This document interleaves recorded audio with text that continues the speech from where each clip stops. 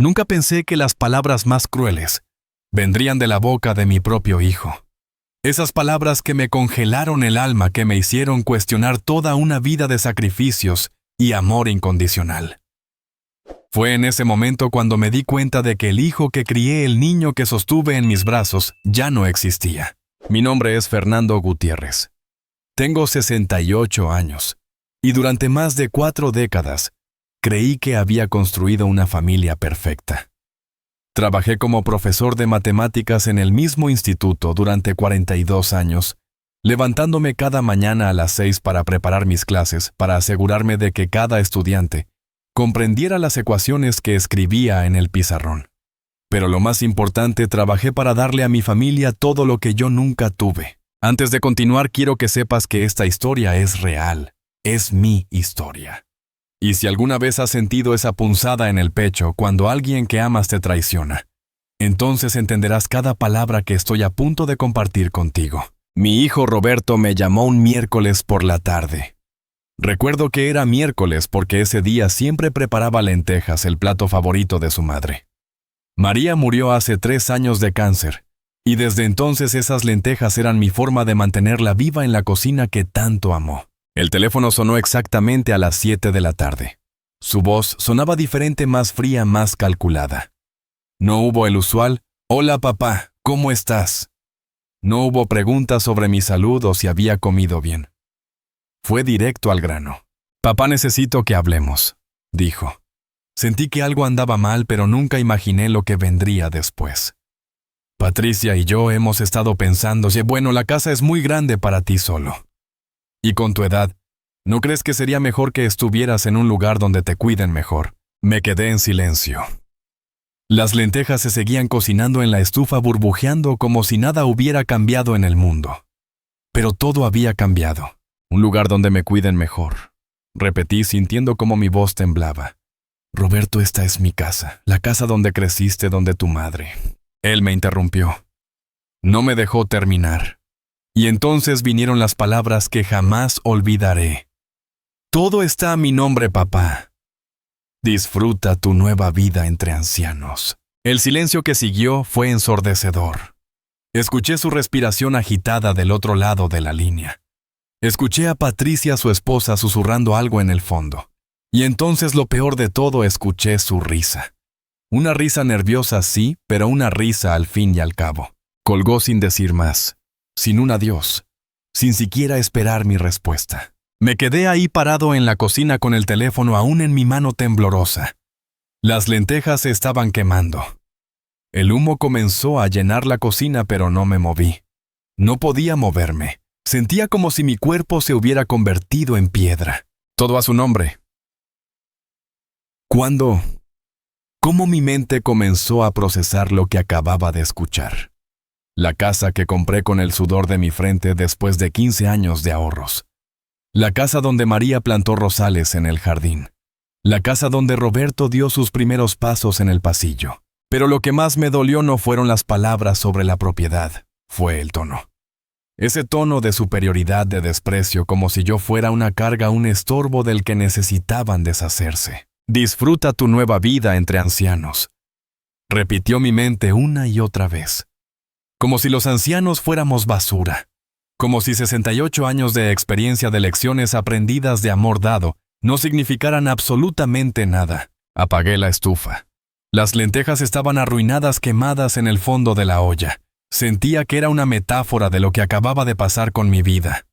Todo lo que había construido cuidadosamente, toda una existencia dedicada a mi familia, se había quemado en una sola llamada telefónica de 7 minutos. Me senté en la mesa del comedor.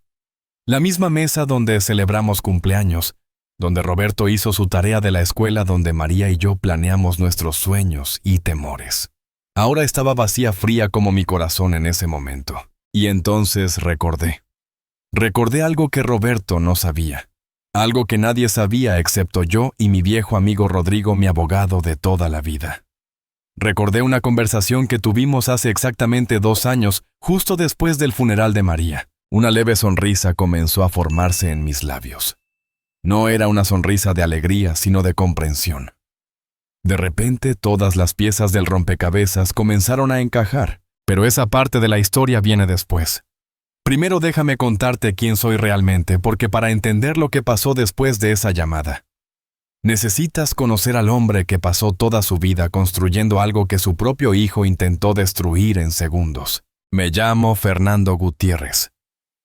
Nací en un pequeño pueblo de Andalucía en 1957, en una época donde tener zapatos nuevos era un lujo, y terminar la escuela primaria era un logro. Mi padre era jornalero y mi madre costurera. Éramos pobres, pero nunca nos faltó dignidad. Desde niño supe que la educación era mi única salida. Mientras otros niños jugaban en las calles, yo estudiaba bajo la luz de una vela porque la electricidad en mi casa era intermitente. A los 16 años, gané una beca para estudiar en Madrid. Fue la primera vez que vi la capital, la primera vez que subí a un autobús, la primera vez que soñé con un futuro diferente. Estudié magisterio con especialización en matemáticas. No porque me apasionaran los números especialmente, sino porque era una carrera práctica, una carrera que me daría trabajo seguro. Y durante 42 años, eso fue exactamente lo que hice trabajar. Conocí a María en mi segundo año de universidad. Ella estudiaba enfermería y tenía los ojos más bondadosos que jamás había visto. Nos casamos en 1979 en una ceremonia sencilla en la parroquia de su pueblo. No teníamos dinero para una gran fiesta, pero teníamos amor. Y amor, créeme, es más valioso que todo el oro del mundo, aunque mi hijo parezca haberlo olvidado. Roberto nació en 1981. Fue un embarazo difícil para María. Los doctores nos dijeron que probablemente no podríamos tener más hijos después de él. Así que Roberto fue nuestro único hijo, nuestro tesoro, el centro de nuestro universo. Le di todo. Y cuando digo todo, no estoy exagerando. Trabajé dobles turnos dando clases particulares para pagarle una escuela privada. María dejó de trabajar para dedicarse completamente a él. Compramos libros que nosotros nunca habíamos tenido. Le inscribimos en clases de inglés, de música, de todo lo que pedía. A los 18 años, Roberto quería estudiar Derecho en una universidad privada. Era cara, muy cara. Tuve que pedir un préstamo que tardé 10 años en pagar. Pero lo hice sin quejarme porque era mi hijo y los padres hacemos lo imposible por nuestros hijos. Se graduó con honores. María y yo estábamos tan orgullosos. Recuerdo ese día verlo con su toga y birrete pensando, todo valió la pena. Poco sabía yo entonces que ese hijo exitoso, ese abogado brillante, usaría precisamente sus conocimientos legales para intentar quitarme lo único que me quedaba. Conoció a Patricia en un bufete de abogados donde hizo sus prácticas. Ella venía de una familia acomodada de Barcelona. Desde el principio, noté que me miraba diferente, como si mi casa modesta, mi forma de hablar, mi profesión de maestro, fueran algo de lo que avergonzarse. En la boda, su familia apenas nos dirigió la palabra a María y a mí. Recuerdo a la madre de Patricia susurrándole a alguien, «Imagínate un simple maestro de escuela pública». María me apretó la mano bajo la mesa. Sabíamos que no encajábamos en su mundo, pero era la felicidad de Roberto lo que importaba. O eso creíamos. Los primeros años después de la boda fueron buenos. Nos visitaban una vez al mes, generalmente los domingos, para comer. Patricia se quejaba sutilmente de toda la casa, era vieja. El barrio era ruidoso, la comida era demasiado tradicional. Pero Roberto siempre la defendía, siempre tomaba a su lado. Cuando María enfermó, todo cambió. Las visitas se espaciaron. Las excusas se multiplicaron, mucho trabajo, un caso importante. Un viaje de negocios. Durante los 14 meses que María luchó contra el cáncer, Roberto vino a verla exactamente 6 veces. 6 veces en 14 meses. María nunca se quejó. «Está ocupado», decía ella siempre justificándolo. «Está construyendo su carrera». Pero yo veía el dolor en sus ojos cada vez que sonaba el teléfono, y no era él. El día que María murió, Roberto llegó 3 horas tarde al hospital. María ya había cerrado los ojos para siempre. Yo había estado solo sosteniendo su mano, susurrándole que la amaba, mientras nuestro único hijo estaba atrapado en el tráfico. En el funeral, Patricia se quejó del calor. Roberto revisaba su teléfono cada 5 minutos.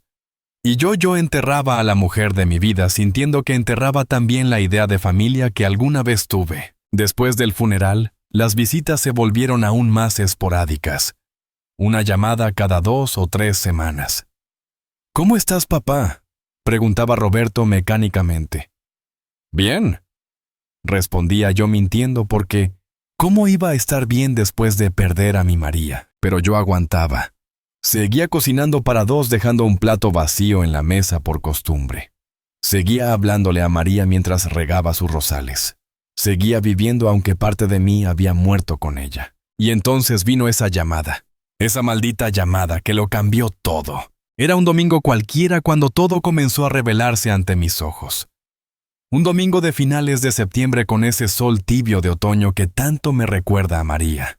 Había preparado para ella su receta especial, la que me enseñó su abuela valenciana hace ya más de 30 años.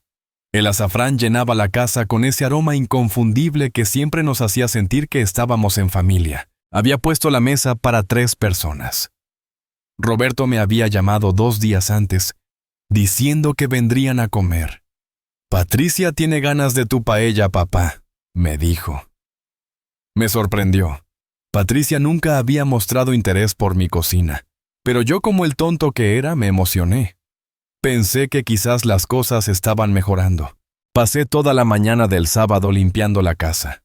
Quité el polvo de los marcos de fotos donde María sonreía eternamente joven. Lavé las cortinas que ella misma había cosido. Regué sus rosales del jardín que milagrosamente seguían floreciendo, a pesar de que ya no estaban sus manos expertas cuidándolos. Puse flores frescas en el jarrón del comedor, gladiolos amarillos, los favoritos de María. El domingo por la mañana me levanté a las 7 como siempre. Preparé el sofrito con calma, dorando la cebolla hasta que quedara transparente, añadiendo el tomate rallado poco a poco, dejando que los sabores se fundieran como me enseñó mi suegra. El olor me transportaba a esos domingos de hace años, cuando Roberto era niño, y corría por la casa pidiendo: «Ya está, mamá, tengo hambre». Llegaron a las 2 en punto. Roberto tocó el timbre 2 veces, corto e impaciente. Abrí la puerta con una sonrisa que me salía del corazón. Mi hijo estaba ahí vestido con un traje gris impecable, el cabello peinado hacia atrás con gel. Patricia venía detrás de él con un vestido blanco y gafas de sol enormes, que no se quitó hasta entrar a la casa. «Hola, papá», dijo Roberto dándome un abrazo rápido mecánico de esos que se dan por compromiso. Patricia me dio 2 besos al aire sin siquiera rozar mis mejillas. Su perfume era fuerte, demasiado fuerte, invadía todos los rincones de la casa. «Pasen, pasen. La paella está casi lista», les dije guiándolos al comedor. Noté que Roberto miraba alrededor de la casa con ojos diferentes. No era la mirada nostálgica de quien revive recuerdos de infancia. Era una mirada evaluadora, calculadora, como si estuviera tasando cada objeto, cada mueble. Patricia se sentó en la silla donde siempre se sentaba María. Eso me molestó, pero no dije nada. Nunca había dicho nada. Roberto se sentó en su lugar de siempre, pero sacó su teléfono inmediatamente y empezó a revisar mensajes. «¿Quieren algo de beber? Tengo vino tinto, ese que te gusta, Roberto. ¿Te acuerdas el que comprábamos para las Navidades?», ofrecí intentando crear un ambiente agradable. «Agua está bien», respondió Patricia sin levantar la vista. Estaba también en su teléfono escribiendo algo con rapidez. Noté que se sonreía mientras escribía. Serví la paella en la fuente grande de cerámica azul que María compró en un mercadillo de Toledo. Esa fuente había visto tantas celebraciones, tantas comidas familiares. La coloqué en el centro de la mesa con orgullo. «Huele bien», dijo Roberto, pero su tono era plano, sin emoción. Empezó a servirse sin esperar a que yo me sentara. Patricia hizo lo mismo. Me senté en mi lugar en la cabecera de la mesa. El lugar vacío de María estaba a mi derecha como siempre. A veces, cuando estaba solo, ponía su plato ahí y le hablaba mientras comía. Sé que suena a locura, pero me hacía sentir menos solo. Comimos en silencio durante los primeros minutos. Solo se escuchaba el tintineo de los cubiertos contra los platos. Yo intentaba hacer conversación. «¿Cómo va el bufete, hijo? Me dijiste que tenían un caso importante», pregunté. Bien, respondió sin levantar la vista del plato. Patricia lo miró y sonrió. Una sonrisa extraña como si compartieran un secreto. ¿Y tú, Patricia, cómo van tus casos? Intenté de nuevo. ¿Ocupada? Fue toda su respuesta. Luego añadió mirando alrededor. Esta casa es realmente grande para una sola persona. ¿No crees, Fernando? Me quedé con el tenedor a medio camino de la boca. Era la primera vez que Patricia me hablaba directamente en toda la comida. Es mi hogar, respondí simplemente. Aquí están todos mis recuerdos. Los recuerdos no pagan las facturas, dijo ella limpiándose la boca con la servilleta. Una casa de este tamaño requiere mantenimiento. A tu edad debe ser difícil mantenerla. Me las arreglo bien, dije sintiendo una incomodidad creciente en el estómago. La paella de repente no sabía tan bien. Roberto carraspeó. Ese sonido lo reconocía bien. Era el mismo sonido que hacía de niño cuando estaba a punto de pedir algo que sabía que me costaría dinero. El mismo sonido antes de pedirme la universidad privada, antes de pedirme el coche, cuando cumplió 21, antes de pedirme que le ayudara con el enganche de su primer departamento. ¿Papá? Comenzó dejando el tenedor y mirándome directamente por primera vez, desde que llegó. Patricia y yo hemos estado hablando sobre tu situación. Mi situación, repetí. No me gustaba hacia dónde iba esto. Sí, vives solo en esta casa enorme. Tienes 68 años. Ya no estás para mantener un jardín, subir escaleras, limpiar 3 habitaciones que ni siquiera usas. Continuó Roberto como si estuviera presentando un caso ante un juez. Yo limpio perfectamente. ¿Y el jardín, los rosales de tu madre? Intenté explicar. Patricia interrumpió. Roberto y yo hemos estado investigando residencias de ancianos muy buenas en la zona. Lugares donde tendrías compañía, atención médica, las 24 horas, actividades. No soy un anciano que necesita que lo encierren. Dije sintiendo cómo la sangre me subía a la cara. Nadie dijo encerrar. Roberto levantó las manos como si yo estuviera siendo irracional. Papá, piénsalo. Estarías mejor cuidado. No tendrías que preocuparte por nada. Y esta casa se está desperdiciando. Ahí estaba. La verdad finalmente salía a la luz. Desperdiciando. Pregunté aunque ya sabía la respuesta. Es una propiedad valiosa en una zona que se está revalorizando, dijo Patricia, ahora hablando como la abogada que era. Roberto y yo hemos estado pensando en mudarnos a una casa más grande. Este barrio es perfecto cerca de su trabajo, buenas escuelas para cuando tengamos hijos. Sentí como si me hubieran golpeado en el estómago. Buenas escuelas para sus futuros hijos. En la casa donde crecía mi hijo. En la casa que compré con 40 años de trabajo honesto. Esta es mi casa, dije mi voz apenas un susurro. Técnicamente, comenzó Roberto, y entonces vi ese brillo en sus ojos. Ese brillo de triunfo que tenía cuando ganaba un argumento. Técnicamente, papá, esta casa está a mi nombre. El mundo se detuvo. El reloj de pared que María compró en una feria dejó de hacer tic-tac. Los pájaros afuera dejaron de cantar. El mismo aire se congeló en mis pulmones. ¿Qué dijiste?, logré articular. Patricia sacó un folder de su bolso. Un folder que había traído preparado. Lo puso sobre la mesa empujando mi plato de paella a un lado. Dentro había documentos, papeles con sellos oficiales, firmas. Hace 3 años después del funeral de mamá viniste a nuestro bufete, dijo Roberto con una calma escalofriante. Estabas destrozado, no sabías qué hacer. Te ofrecimos ayuda para organizar tus papeles, ¿recuerdas? Recordaba. Recordaba estar perdido en un mar de dolor firmando papeles que Roberto me ponía delante. Es para protegerte, papá, me había dicho. Para que todo esté en orden si algo te pasa. Me dijiste que era para un testamento. Susurré sintiendo cómo las lágrimas comenzaban a picar en mis ojos. Y lo es en cierta forma, dijo Patricia con una sonrisa que no llegaba a sus ojos. Pero también transferimos la propiedad de la casa. Por tu protección, Fernando. Para evitar impuestos futuros. Tú firmaste todo voluntariamente. Yo no sabía. Mi voz se quebró. Papá. Roberto se inclinó hacia adelante tomando mi mano. Su toque era frío. Esto es lo mejor para todos. Tú estarás cuidado en un lugar apropiado para alguien de tu edad. Nosotros podemos empezar nuestra familia en una casa que ya es legalmente nuestra. Es una solución perfecta. Retiré mi mano bruscamente. Los miré a ambos. Patricia tenía esa expresión de suficiencia. Roberto intentaba parecer preocupado, pero detrás de esa máscara vi algo que me rompió el corazón impaciencia. Quería que yo simplemente aceptara y desapareciera. ¿Y si me niego?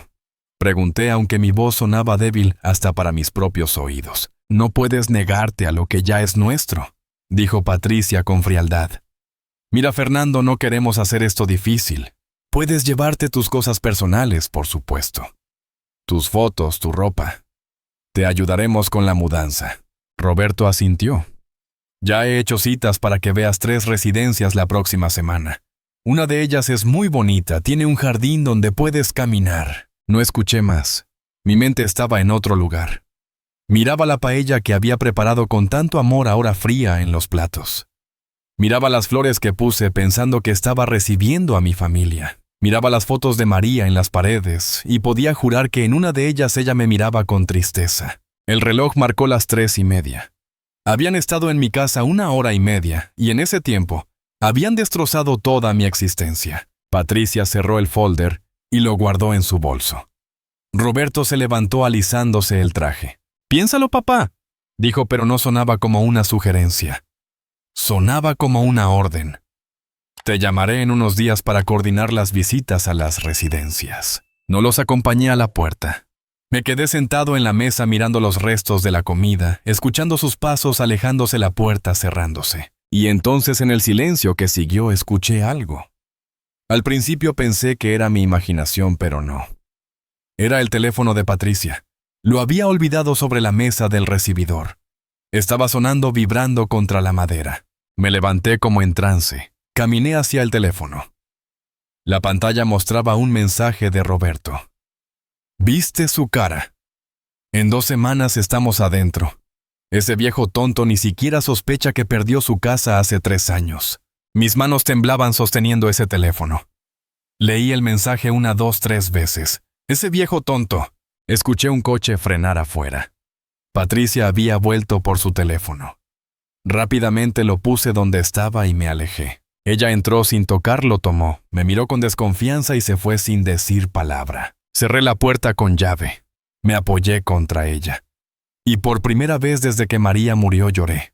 Lloré de rabia, de dolor, de humillación. Pero entre esas lágrimas, algo cambió dentro de mí. Una chispa se encendió.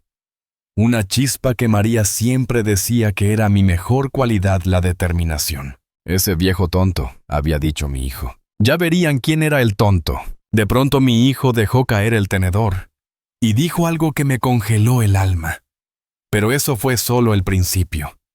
Lo que vino después me mostró que el Roberto que yo conocía había muerto hace mucho tiempo, y en su lugar había un extraño que compartía su rostro, pero no su corazón. Los días que siguieron a ese domingo fueron los más oscuros de mi vida.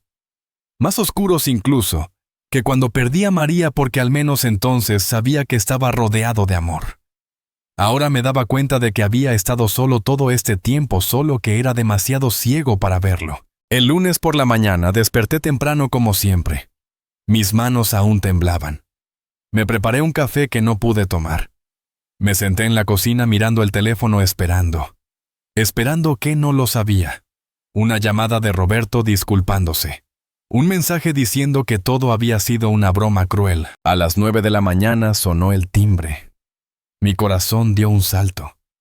Tal vez era Roberto. Tal vez había venido a decirme que se había equivocado, que Patricia lo había presionado, que no hablaba en serio. Abrí la puerta y me encontré con un hombre trajeado que no conocía. Llevaba un maletín de cuero y una sonrisa profesional que no llegaba a sus ojos. «¿Fernando Gutiérrez?», preguntó, aunque claramente sabía quién era yo. «Sí», respondí con cautela. «Soy el licenciado Martínez del bufete Torres y Asociados. Represento a Roberto Gutiérrez. Vengo a entregarle esto». Extendió un sobre amarillo grueso, pesado. Lo tomé con manos temblorosas. «¿Qué es esto?» «Notificación de desalojo. Tiene 30 días para abandonar la propiedad. Los detalles están dentro». «Buenos días». Se dio la vuelta y se fue dejándome parado en la puerta con ese sobre que pesaba como si contuviera piedras. Cerré la puerta y me apoyé contra ella. 30 días. Mi hijo me estaba dando 30 días para abandonar la casa donde había vivido durante 35 años. Abrí el sobre con dedos torpes.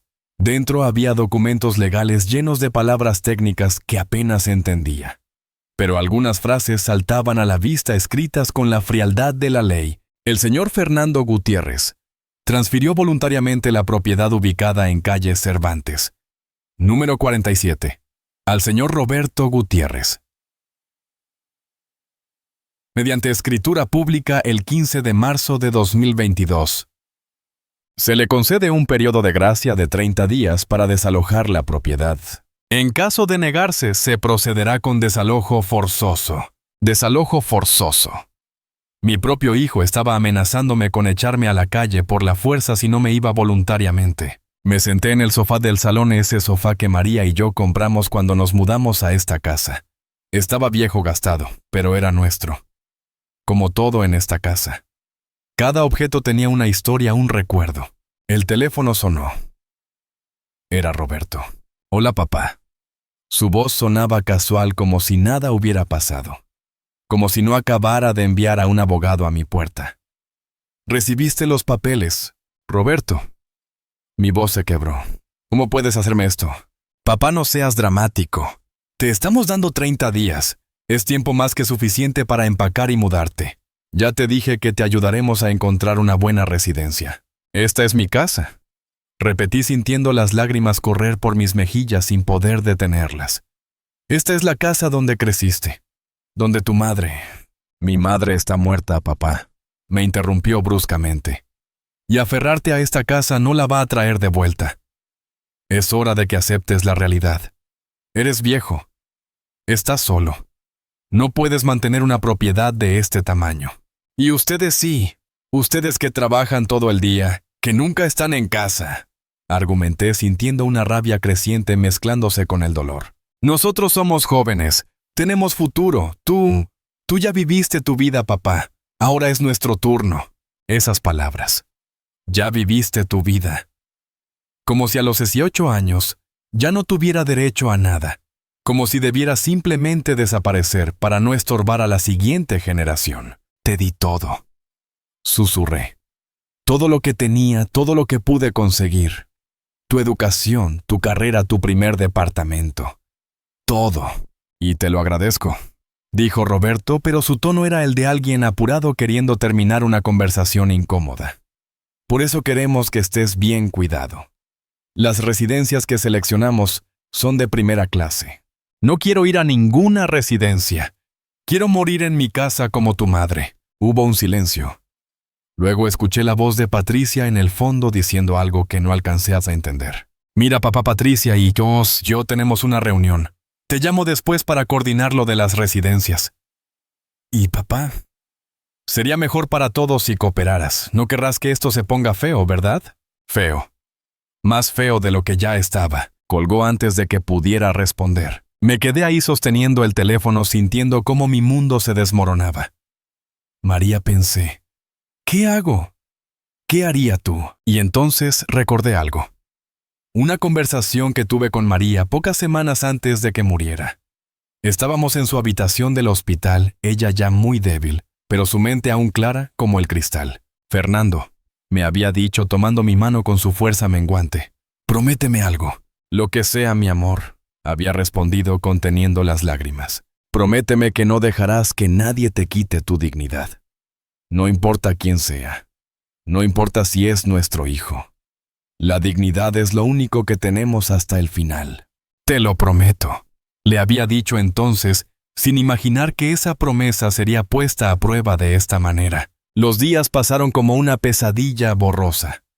El martes, recibí otra llamada esta vez de una mujer que se presentó como coordinadora de la residencia San José. Señor Gutiérrez, su hijo Roberto, ha reservado una visita para usted este viernes. Es una de nuestras mejores instalaciones. Tenemos jardines preciosos, sala de juegos, actividades diarias. No estoy interesado, dije cortante. Pero señor, su hijo ya ha pagado la reserva. Sería una pena desperdiciar Colgué. No podía seguir escuchando. El miércoles, mientras regaba los rosales de María, vi un coche desconocido aparcado frente a mi casa. 2 personas salieron, una pareja joven, y comenzaron a tomar fotos de la fachada. Se acercaron a la ventana del salón poniendo las manos alrededor de los ojos para ver el interior. Salí inmediatamente. ¿Qué están haciendo?, pregunté con más firmeza de la que sentía. La mujer sonrió. Oh, disculpe. Somos los Ramírez. El agente inmobiliario nos dijo que esta casa estará disponible pronto. Queríamos echarle un vistazo antes de la visita oficial. ¿Agente inmobiliario?, repetí sintiendo que el suelo se movía bajo mis pies. Sí, el señor que la está vendiendo, Roberto Gutiérrez creo que se llama. Dijo que su padre se está mudando a un lugar más pequeño. Fuera, dije, mi voz apenas un susurro. Fuera de mi propiedad. Pero el agente dijo, he dicho que fuera. Grité y mi grito los asustó tanto que corrieron a su coche y se fueron rápidamente. Volví adentro temblando de rabia. Roberto no solo me estaba echando, ya estaba vendiendo la casa. Probablemente ya tenía comprador.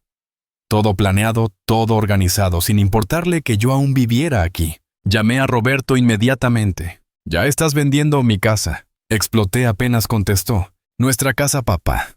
Técnicamente es nuestra casa. Y sí tenemos algunos compradores interesados. El mercado está muy bien ahora. Podríamos sacar un buen precio. Un buen precio. Eso es lo que te importa. ¿El precio?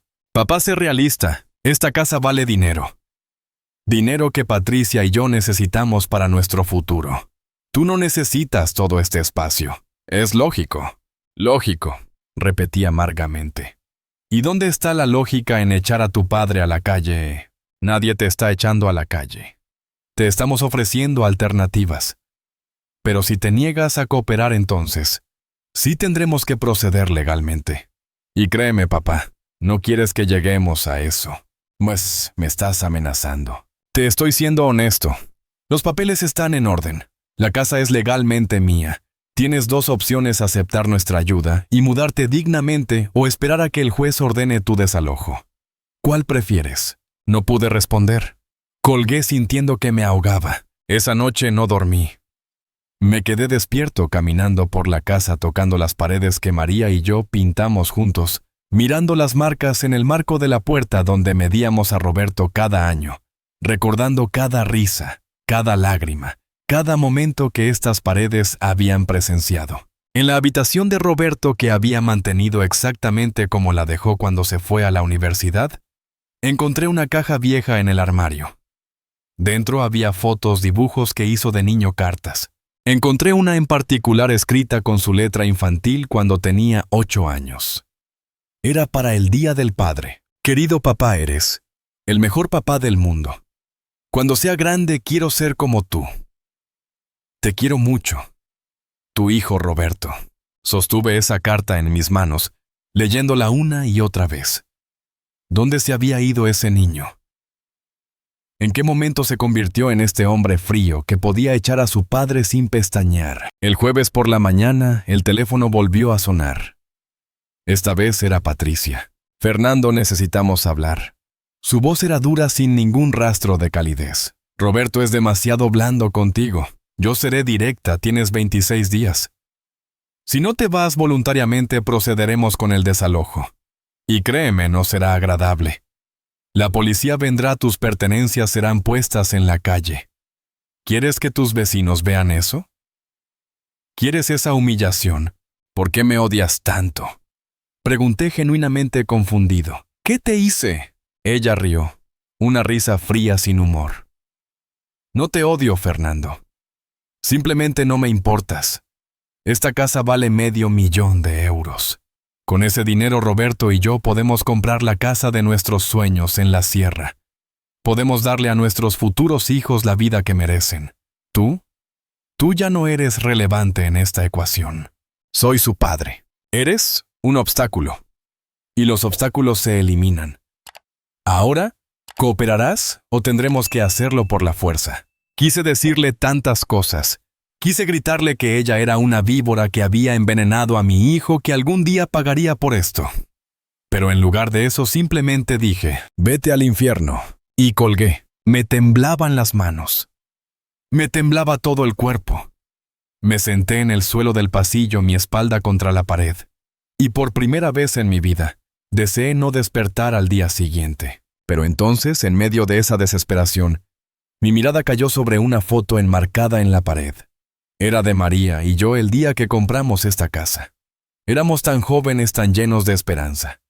María sostenía las llaves sonriendo a la cámara, y yo la abrazaba por detrás. Y recordé algo más. Recordé que 2 años después de que María muriera cuando estaba hundido en la depresión, mi viejo amigo Rodrigo vino a visitarme. Rodrigo, mi compañero de universidad, el único que nunca me había abandonado. Fernando, me había dicho esa tarde, necesitas protegerte. El dolor te está haciendo vulnerable. No dejes que nadie se aproveche de eso. ¿Quién va a aprovecharse?, había respondido yo ingenuamente. Roberto me cuida. Rodrigo me había mirado con tristeza. Espero que tengas razón, pero por si acaso déjame ayudarte con algunos asuntos legales, solo por precaución. Yo había aceptado más por complacerlo que por verdadera preocupación. Rodrigo era abogado como Roberto, pero a diferencia de mi hijo, era de la vieja escuela. Creía en la ética, en la justicia real, no solo en la letra de la ley. Y ahora sentado en el suelo de mi pasillo con las amenazas de Roberto y Patricia, aún resonando en mis oídos, recordé exactamente qué fue lo que Rodrigo y yo hicimos ese día. Una sonrisa lenta comenzó a formarse en mi rostro. Una sonrisa que no había sentido en días. Roberto pensaba que era listo. Patricia pensaba que era astuta. Ambos pensaban que yo era solo un viejo tonto al que podían manipular y desechar. Pero ellos no sabían algo. No sabían que yo también había consultado a un abogado. Un buen abogado. Y no sabían qué decisiones había tomado cuando aún tenía la cabeza clara. Me levanté del suelo, me sequé las lágrimas, y por primera vez en días, me sentí fuerte. Caminé hacia mi estudio, abrí el cajón del escritorio, y saqué un sobre sellado. Dentro estaban documentos que Rodrigo había preparado para mí. Documentos que cambiarían todo. Tomé el teléfono y marqué un número que conocía de memoria. Rodrigo, dije cuando contestó. Necesito tu ayuda. Es hora de que mi hijo aprenda que el viejo tonto de su padre todavía tiene algunos trucos bajo la manga. Esa noche no dormí. Repetí cada palabra, cada mirada preguntándome qué hice mal. Me quedé sentado en la oscuridad de mi habitación, la misma habitación donde María y yo habíamos dormido durante 33 años. Las cortinas estaban cerradas, pero la luz de la luna se filtraba por los bordes, creando sombras en las paredes. Sombras que parecían acusarme. ¿Qué hice mal? Esa pregunta daba vueltas en mi cabeza una y otra vez, como un disco rayado que no podía dejar de sonar. Cerré los ojos, pero el sueño no llegó. Solo llegaron los recuerdos. Recordé el día que Roberto nació.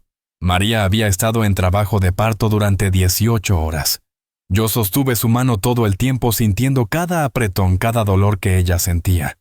Y cuando finalmente escuché ese primer llanto, cuando la enfermera puso a ese pequeño ser en mis brazos, juré que lo protegería siempre, que sería el mejor padre del mundo. ¿Dónde me equivoqué? Recordé su primer día de escuela. Tenía 5 años y estaba aterrorizado.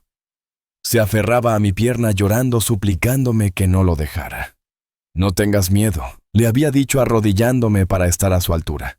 Papá siempre estará aquí para ti. Siempre. Mentira. Yo había estado allí para él. Pero él no estaba aquí para mí. Recordé cuando tuvo neumonía a los 7 años. Estuvimos 3 noches en el hospital. María dormitaba en la silla agotada.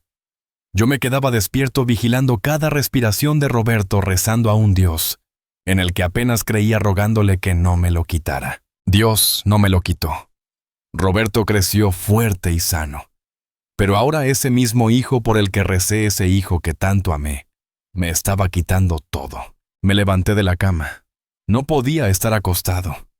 Necesitaba moverme a hacer algo, lo que fuera, para acallar esos pensamientos. Caminé descalzo por la casa oscura. Mis pies conocían cada tabla del suelo, cada crujido, cada irregularidad. Esta casa era parte de mí, tanto como mi propia piel. Entré a la cocina. La nevera zumbaba suavemente en la oscuridad. Abrí la puerta, la luz me cegó momentáneamente. Dentro había comida que probablemente no comería. Había perdido el apetito hace días. En el refrigerador vi el recipiente con los restos de la paella. La paella que preparé con tanto amor, pensando que estaba recibiendo a mi familia. ¡Qué tonto había sido! Tomé el recipiente y lo arrojé al fregadero. El ruido del plástico golpeando el acero inoxidable resonó en la casa silenciosa. La paella se desparramó pedazos de arroz y mariscos cayendo por el desagüe. Me apoyé contra el mostrador respirando pesadamente. Estaba temblando. De rabia, de dolor, de algo que no tenía nombre. María, pensé. María, ¿por qué me dejaste? ¿Por qué me dejaste solo con esto? Sé que no fue su culpa. Sé que el cáncer se la llevó contra su voluntad. Pero en ese momento, en la oscuridad de mi cocina, me sentí tan abandonado, tan completamente solo. Caminé hacia el salón. Encendí una pequeña lámpara. La luz era tenue amarillenta, pero suficiente para ver las fotografías en las paredes. Toda una vida documentada en imágenes. Roberto de bebé. Roberto en su primera comunión. Roberto graduándose de la universidad. Roberto el día de su boda sonriendo con ese traje caro que yo ayudé a pagar. En cada foto yo estaba ahí. Siempre ahí. A veces en el fondo, a veces al lado. Pero siempre presente. Siempre apoyando. Siempre amando. Y ahora era un estorbo. Un obstáculo. Algo que eliminar. Me senté en el sofá. El mismo sofá donde leíamos cuentos a Roberto antes de dormir. El mismo sofá donde María y yo veíamos películas los viernes por la noche compartiendo una manta comiendo palomitas. Cerré los ojos y pude oler su perfume. Ese perfume barato que compraba en el mercado porque nunca quisimos gastar en lujos. El dinero es para Roberto, decía siempre. Para su futuro. Su futuro. Le dimos todo para su futuro. Y este era el resultado. Las lágrimas comenzaron a caer. Lágrimas que había estado conteniendo durante días. Lloré en silencio al principio, pero luego los sollozos se volvieron más fuertes, más incontrolables. Lloré como no había llorado desde el funeral de María. Lloré por el hijo que perdí. No a la muerte, sino a algo peor. A la ambición, a la codicia, a la indiferencia. Lloré por todos los sacrificios que hice. Las clases particulares hasta las 11 de la noche, cuando lo único que quería era dormir. Los veranos sin vacaciones trabajando turnos extra. La ropa vieja que usé durante años para poder comprarle a Roberto los tenis de marca que sus compañeros de escuela tenían. Lloré por María que trabajó hasta que sus manos se agrietaran, que cosió hasta quedarse casi ciega, todo por darle a nuestro hijo oportunidades que nosotros nunca tuvimos. ¿Y para qué? Para esto. Para que nos pagara echándome de mi propia casa. Me sequé las lágrimas con el dorso de la mano. Me sentía vacío. Como si alguien hubiera abierto un hueco en mi pecho y hubiera sacado todo lo que había dentro. Me levanté y caminé hacia la ventana. Afuera el barrio dormía. Luces apagadas en las casas vecinas. Todo el mundo en sus camas con sus familias, probablemente soñando sueños pacíficos. Vi el rosal de María en el jardín. Incluso en la penumbra podía distinguir sus formas.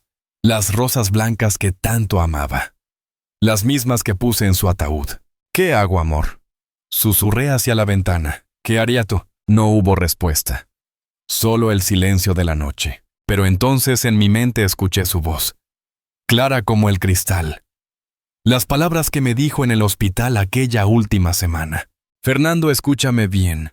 Si algo me pasa, necesito que me prometas algo.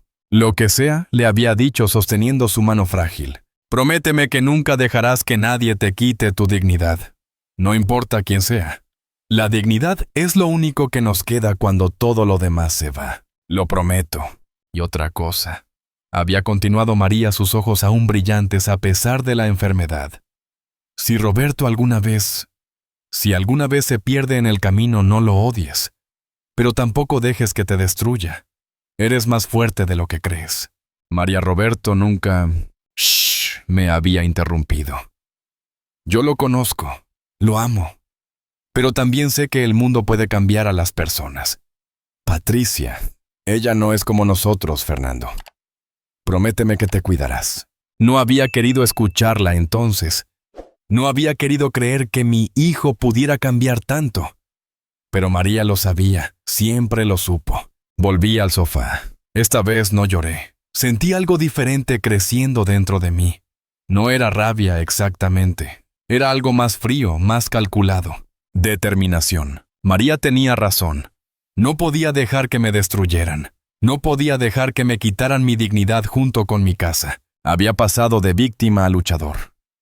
En algún momento de esa larga noche algo cambió dentro de mí. Caminé hacia mi estudio. Era un cuarto pequeño al final del pasillo lleno de libros y papeles. Mi refugio durante todos estos años. Aquí preparaba mis clases, aquí pagaba las facturas. Aquí había pasado incontables horas corrigiendo exámenes mientras el resto de la casa dormía. Abrí el cajón inferior del escritorio, el que siempre mantenía cerrado con llave. Saqué una carpeta azul gastada. Dentro estaban documentos importantes. Mi testamento, las escrituras de la casa, o al menos las escrituras originales antes de que Roberto me engañara para cambiarlas. Y había algo más, algo que Rodrigo había insistido que guardara, una grabación. Rodrigo me había visitado hace 2 años poco después de que firmé aquellos papeles en el bufete de Roberto. Algo en mi voz por teléfono lo había alertado. «Fernando, ¿qué firmaste exactamente?», me había preguntado preocupado. «No lo sé», había admitido. Roberto dijo que era para protegerme, para evitar impuestos cuando yo muriera. Rodrigo había palidecido. «Fernando, necesito ver esos papeles, ahora». Esa tarde, habíamos revisado todo. Y lo que Rodrigo descubrió lo enfureció. «Esto no es un testamento, Fernando. Esto es una transferencia de propiedad completa. Te engañó. Tu hijo te engañó». Había querido negarlo. Había querido creer que era un malentendido. Pero los papeles eran claros. «¿Qué puedo hacer?», había preguntado sintiendo el mundo desmoronarse. «Ahora legalmente poco», había admitido Rodrigo. «La transferencia es válida. Firmaste. Pero hay algo que podemos hacer, algo que tal vez algún día necesites». Y entonces Rodrigo me había explicado su plan. Un plan que en ese momento me pareció extremo y necesario. «Roberto no me haría daño», había insistido. «Espero que tengas razón», había dicho Rodrigo. «Pero por si acaso». Ahora sentado en mi estudio a las 3 de la mañana sosteniendo esa carpeta azul, me di cuenta de que Rodrigo había tenido razón todo el tiempo. Abrí la carpeta completamente. Dentro había más de lo que recordaba. Había documentos que Rodrigo había preparado. Había fotos, había una memoria USB y había una carta. Una carta que Rodrigo me había hecho escribir ese día dirigida a mí mismo. «Fernando», decía con mi propia letra, «si estás leyendo esto significa que lo peor ha pasado. Significa que tenías razón al preocuparte. Significa que es hora de actuar. No tengas miedo, no estás solo. Rodrigo te ayudará. Y recuerda las palabras de María, la dignidad no se negocia». Doblé la carta y la guardé de nuevo. El sol comenzaba a salir. Los primeros rayos de luz se filtraban por la ventana del estudio. Un nuevo día estaba comenzando. Había pasado la noche más oscura de mi vida. Había tocado fondo. Había llorado todas las lágrimas que tenía, pero ahora con la luz del amanecer, sentí algo que no había sentido en días. Esperanza. No era solo esperanza. Era certeza. La certeza de que no me rendiría. La certeza de que Roberto y Patricia no sabían con quién se habían metido. Pensaban que yo era solo un viejo tonto, un hombre débil al que podían manipular y desechar. Estaban a punto de descubrir cuán equivocados estaban. Tomé el teléfono. Eran las 6 de la mañana. Temprano, pero Rodrigo siempre había sido madrugador. Marqué su número. «Fernando Kitty», contestó al tercer timbre su voz alerta a pesar de la hora. «Rodrigo», dije mi voz firme por primera vez en días. «¿Recuerdas lo que hablamos hace 2 años? Ese plan que pensé que nunca necesitaría». «Lo recuerdo perfectamente. Es hora de ponerlo en marcha». Hubo un silencio breve. Luego escuché la sonrisa en su voz. «Estaba esperando tu llamada, viejo amigo. Estaba esperando que recordaras quién eres realmente. Te veo en mi oficina a las 9. Y Fernando, sí, prepárate, porque lo que viene después va a cambiar todo. Colgué el teléfono, me miré en el espejo del estudio. Vi a un hombre de 68 años cansado con ojeras, el cabello despeinado. Pero también vi algo más. Vi fuego en esos ojos. Vi determinación en esa mandíbula apretada. Vi a un hombre que no se rendiría sin luchar. Esto es por ti, María. Susurré hacia el espejo. Por tu memoria. Por nuestra dignidad. Por todo lo que construimos juntos. Fui a la cocina. Me preparé un café bien cargado. Lo bebí lentamente mirando el reloj. 3 horas hasta la cita con Rodrigo. 3 horas hasta que comenzara la contraofensiva. Roberto quería guerra. Pues guerra tendría. Pero esta vez el viejo maestro les daría una lección que nunca olvidarían. Pero al amanecer algo dentro de mí cambió. Si había aprendido algo en mi vida, es que las respuestas no llegan solas. Me duché, me afeité, me puse mi mejor traje. El mismo traje que usé en la boda de Roberto. Irónico, pensé que lo usara ahora para esto. A las 8:30 salí de casa. El sol brillaba con fuerza. Era un día hermoso, uno de esos días que María habría amado. Perfecto para tender la ropa, habría dicho. El bufete de Rodrigo estaba a 20 minutos en autobús. Podría haber tomado un taxi, pero necesitaba ese tiempo para pensar, para prepararme mentalmente para lo que venía. Cuando llegué, la secretaria me recibió con una sonrisa cálida. Don Fernando, el licenciado Rodrigo, lo está esperando. Pase, por favor. La oficina de Rodrigo era acogedora. Libros de leyes en las paredes, diplomas enmarcados, fotos de su familia. Todo lo opuesto al bufete moderno y frío donde trabajaba Roberto. Rodrigo se levantó cuando entré. Tenía 70 años, 2 más que yo, pero se veía fuerte, vital. Nos abrazamos como los viejos amigos que éramos. Fernando, dijo estudiando mi rostro, te ves terrible. Me siento terrible, admití, pero estoy listo. Siéntate. Señaló la silla frente a su escritorio. Cuéntame exactamente qué ha pasado estos últimos días. Le conté todo. La comida del domingo, las palabras de Roberto, la notificación de desalojo, las amenazas de Patricia, los compradores mirando mi casa, cada detalle, cada humillación. Rodrigo escuchaba en silencio, su expresión cada vez más seria. Cuando terminé, se recostó en su silla y suspiró profundamente. Esos desgraciados, murmuró. Perdóname, Fernando, sé que es tu hijo, pero no hay otra palabra para describirlos. No te disculpes, tienes razón. Rodrigo abrió un cajón y sacó una carpeta gruesa. ¿Recuerdas lo que hicimos hace 2 años? Vagamente. Estaba muy confundido después de la muerte de María. Déjame refrescarte la memoria. Abrió la carpeta. Cuando viniste a verme preocupado por esos papeles que Roberto te había hecho firmar, investigué. Lo que encontré fue peor de lo que imaginabas. Sacó documentos, los puso frente a mí. Tu hijo no solo te hizo transferir la casa, también intentó acceder a tus cuentas bancarias, puso tu nombre en préstamos que él necesitaba. Te usó como aval sin que lo supieras. Sentí que me mareaba.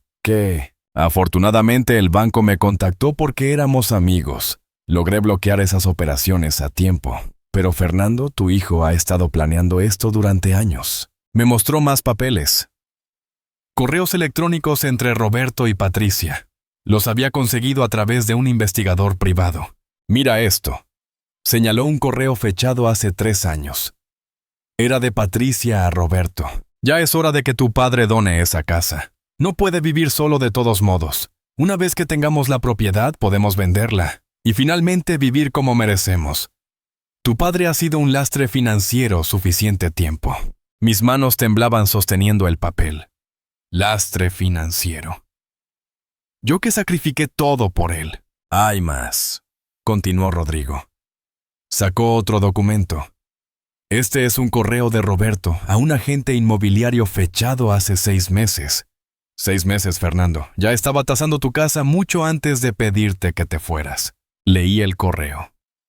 Roberto preguntaba cuánto podría obtener por la propiedad. Mencionaba que el ocupante actual se mudaría pronto. Ocupante actual. Ni siquiera usó la palabra padre. ¿Cómo conseguiste todo esto?, pregunté atónito. Tengo mis métodos. Rodrigo sonrió levemente. 40 años como abogado te enseñan cosas. Pero lo importante es esto: tenemos evidencia de que Roberto actuó con premeditación, con engaño. Y eso, mi amigo, cambia todo. ¿Qué quieres decir? Rodrigo se inclinó hacia adelante. Fernando, cuando viniste a verme hace 2 años, hicimos algo. Algo que tú no recuerdas porque estabas muy afectado por la muerte de María. Pero yo lo recuerdo perfectamente. Sacó otro documento. Este tenía mi firma, pero no recordaba haberlo firmado. Este es un poder notarial que me otorgaste. Me autorizaste a actuar en tu nombre si alguna vez consideraba que estaba siendo manipulado o coaccionado.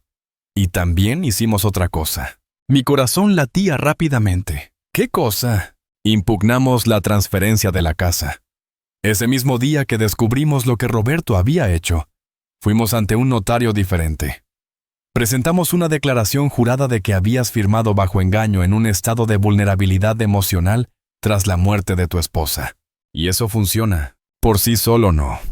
Pero con la evidencia que he recopilado estos 2 años, los correos, las conversaciones, el hecho de que Roberto nunca te explicó claramente qué estabas firmando, tenemos un caso sólido. Sentí una ola de esperanza. ¿Estás diciendo que puedo recuperar mi casa? Estoy diciendo que podemos pelear y tenemos buenas posibilidades de ganar. Pero hay algo más, Fernando. Algo que va a gustarte aún más. Rodrigo sonrió. Era una sonrisa que conocía bien. La sonrisa de alguien que tiene un as bajo la manga. ¿Recuerdas que tu casa la compraste antes de casarte con María? Sí, la compré con mis ahorros 6 meses antes de la boda. Exacto. Eso significa que era un bien privativo tuyo, no ganancial del matrimonio. Y cuando Roberto te hizo firmar esa transferencia, omitió un detalle técnico importante. No se puede transferir un bien privativo sin que el proceso pase por ciertos filtros legales que él no siguió. No entiendo del todo. Lo que significa es que la transferencia tiene vicios de forma. Roberto, tan listo que es, cometió un error de principiante. Probablemente porque estaba demasiado ansioso por conseguir la casa, y se saltó pasos. Rodrigo sacó más documentos. Y hay algo más. Algo que hice sin decirte, porque sabía que te negarías. Me miró con una expresión seria. Fernando, grabé a Roberto. ¿Qué? Hace 1 año, cuando vino a visitarte por tu cumpleaños, yo estaba allí. ¿Recuerdas? Pasé casualmente por tu casa. Recordaba vagamente. Rodrigo había aparecido, charlamos un rato, luego se fue. Llevaba un micrófono, grabé la conversación entre tú y Roberto. En esa conversación tú le preguntaste específicamente sobre la casa, preocupado porque no entendías bien los papeles que habías firmado. Rodrigo presionó play en su computadora. Escuché mi propia voz sonando confundida, vulnerable. Roberto, sobre esos papeles que firmé. La casa sigue siendo mía, ¿verdad? Solo era para cuando yo muriera. Y luego la voz de Roberto, clara como el cristal. Claro, papá, no te preocupes. Todo está en orden. La casa sigue siendo tuya mientras vivas. Mentira. Una mentira clara y directa. Eso es evidencia de fraude, dijo Rodrigo apagando la grabación. Roberto te mintió explícitamente sobre la naturaleza de la transferencia. Me quedé sin palabras. Todo este tiempo Rodrigo había estado preparándose, protegiéndome cuando ni siquiera yo sabía que necesitaba protección. ¿Por qué hiciste todo esto? Pregunté con la voz quebrada. Porque eres mi amigo. Porque vi lo que te estaba pasando y no iba a quedarme de brazos cruzados. Y porque María me hizo prometer en el hospital que te cuidaría si algo te pasaba. Las lágrimas comenzaron a rodar por mis mejillas. No de dolor esta vez, sino de gratitud. Ahora, continuó Rodrigo recuperando su tono profesional. Aquí está el plan. Vamos a presentar una demanda de nulidad de transferencia. Vamos a usar toda esta evidencia. Los correos, las grabaciones, tu estado emocional tras la muerte de María. Y vamos a pedir una medida cautelar que paralice cualquier intento de venta de la propiedad hasta que se resuelva el caso. ¿Cuánto tiempo tomará? Meses, tal vez 1 año. Pero lo importante es que Roberto no podrá venderte, no podrá echarte, no podrá hacer nada mientras el caso esté abierto. Y el desalco los 30 días, Kiss. Impugnaremos la notificación. Con nuestra contrademanda, un juez tendrá que suspender el proceso. Roberto tendrá que esperar. Sentí como si pudiera respirar por primera vez en días. Pero Fernando... Rodrigo me miró serio. Necesito que entiendas algo. Esto va a ponerse feo. Roberto va a pelear. Patricia va a pelear. Van a decir cosas horribles sobre ti. Van a intentar hacerte parecer senil incompetente. ¿Estás preparado para eso? Pensé en María, en sus palabras sobre la dignidad. Pensé en todos los años que trabajé, que me sacrifiqué. Pensé en la promesa que le hice. Estoy preparado, dije con firmeza. Bien, entonces empecemos. Primero vamos a ir al notario a certificar toda esta evidencia. Luego vamos a presentar la demanda. Y después... Sonrió. Después vamos a darle a tu hijo la sorpresa de su vida. Salimos del bufete 2 horas después. Yo llevaba una copia de todos los documentos en una carpeta nueva. Evidencia de todo. Pruebas irrefutables. Mientras caminaba de regreso a la parada del autobús, saqué mi teléfono. Tenía 3 llamadas perdidas de Roberto. Y un mensaje de Patricia. Fernando, el tiempo corre. 24 días, no seas terco. Sonreí. Por primera vez en mucho tiempo sonreí de verdad. Escribí una respuesta simple: nos vemos en los tribunales. Antes de presionar enviar, lo pensé mejor. Borré el mensaje. No mejor que fuera una sorpresa. Mejor que se enteraran cuando el alguacil les entregara la notificación de la demanda. Esa noche de regreso en casa calenté sopa. Y me senté en la mesa del comedor. Puse el plato de María en su lugar como siempre hacía. Lo hice, amor. Le dije a la silla vacía. Encontré el camino. Rodrigo me ayudó a recordar quién soy. No voy a dejar que nos falten al respeto. Ni a ti, ni a mí, ni a todo lo que construimos.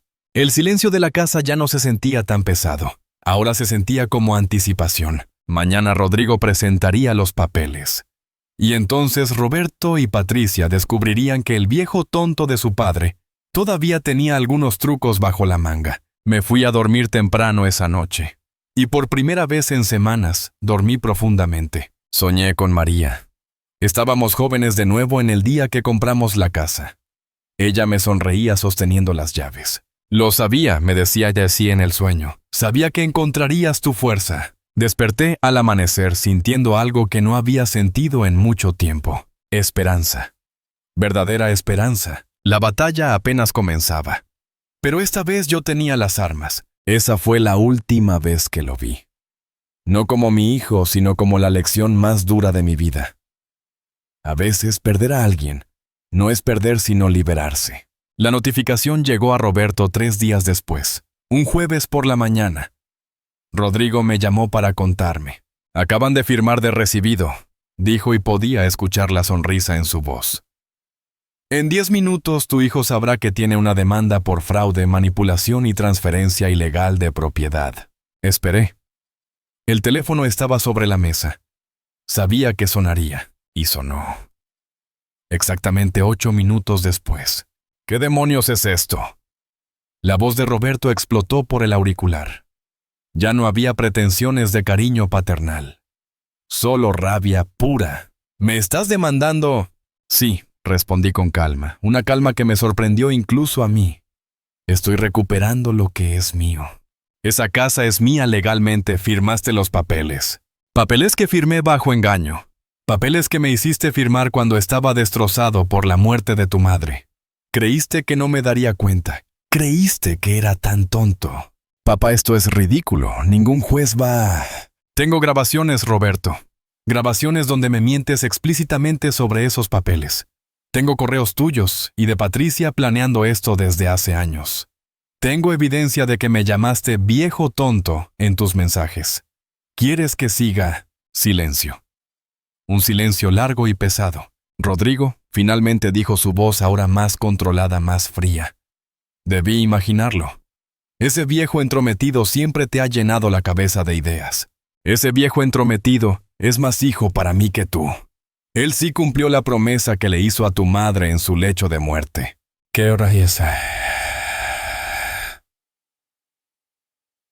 ¿Qué promesa? La de cuidarme. La de protegerme.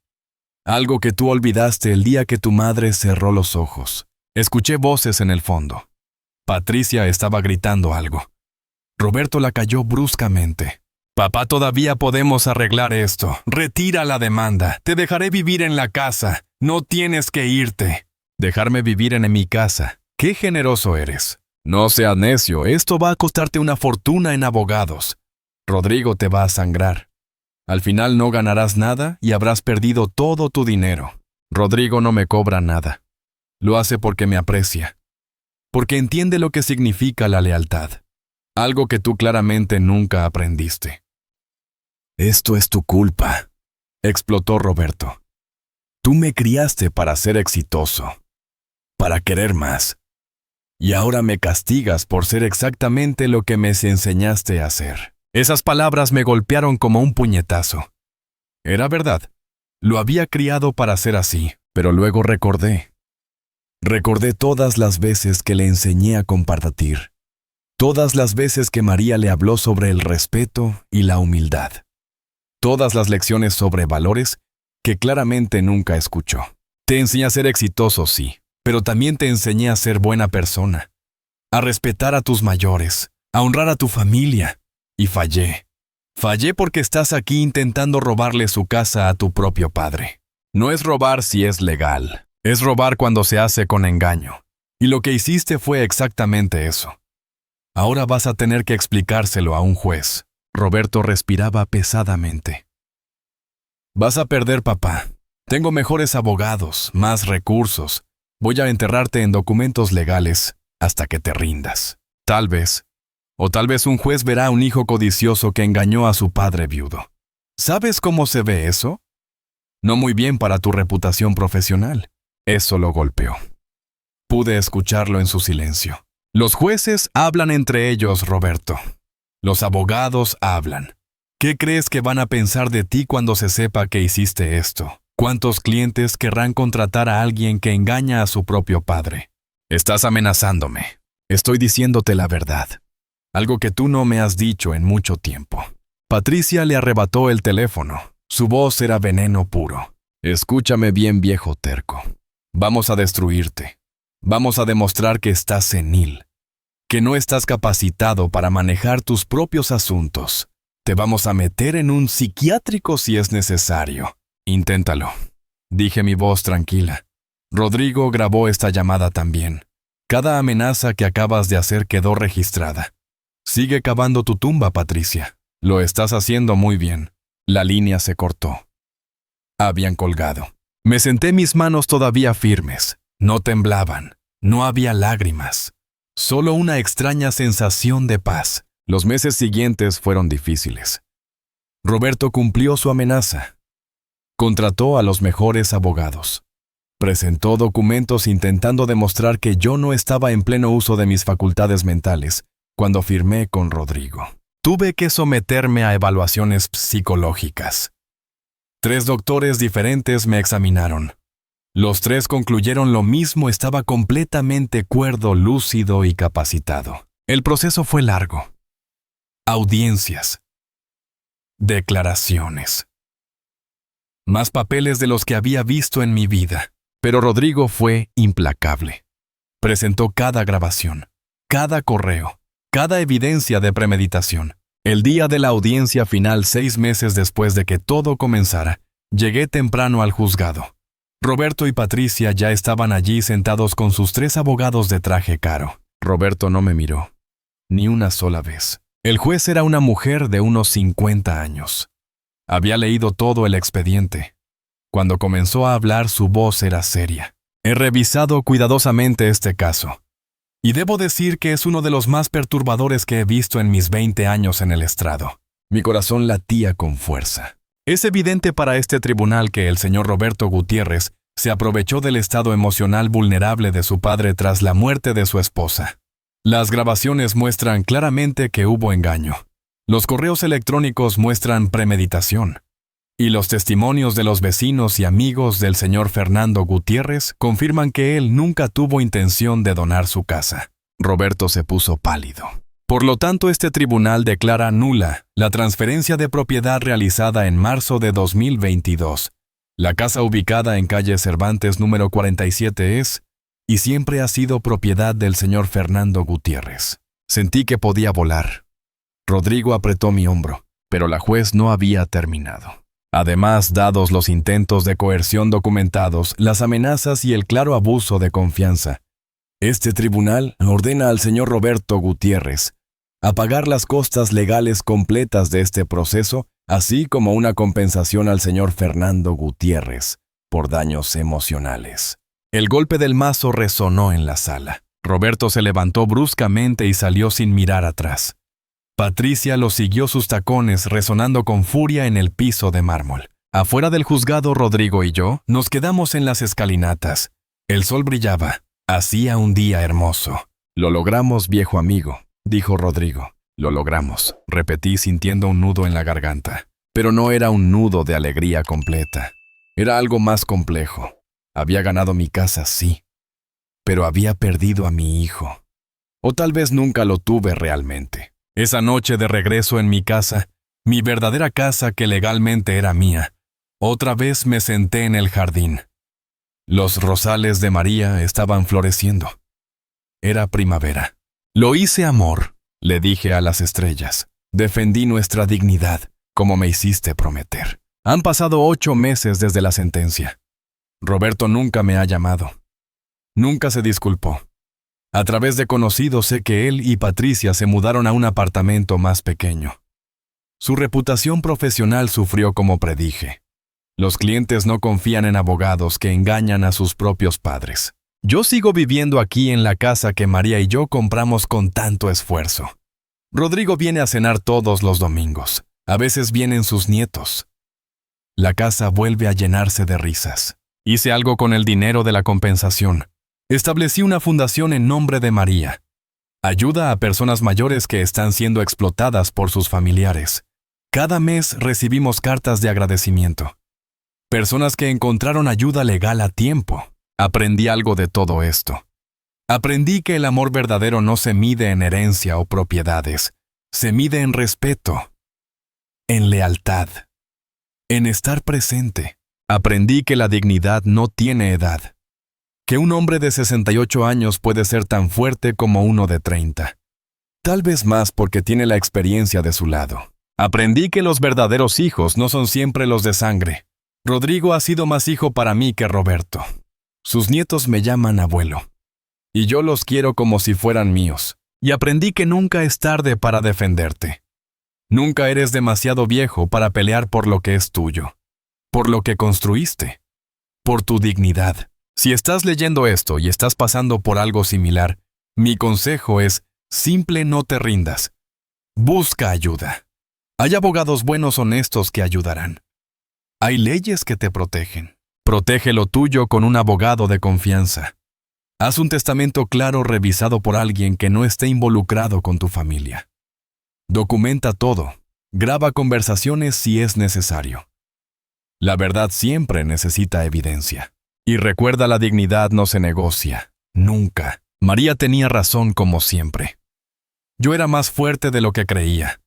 Solo necesitaba recordarlo. Ahora vivo tranquilo. Cada mañana riego los rosales. Cada tarde leo en el jardín.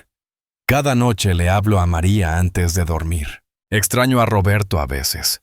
Extraño al niño que fue. Pero el hombre en que se convirtió, ese hombre nunca fue mi hijo realmente. Y está bien. He hecho las paces con eso, porque al final lo que importa no es cuántos hijos tienes, sino cuánto amor verdadero te rodea. Y yo a mis 69 años estoy rodeado de amor.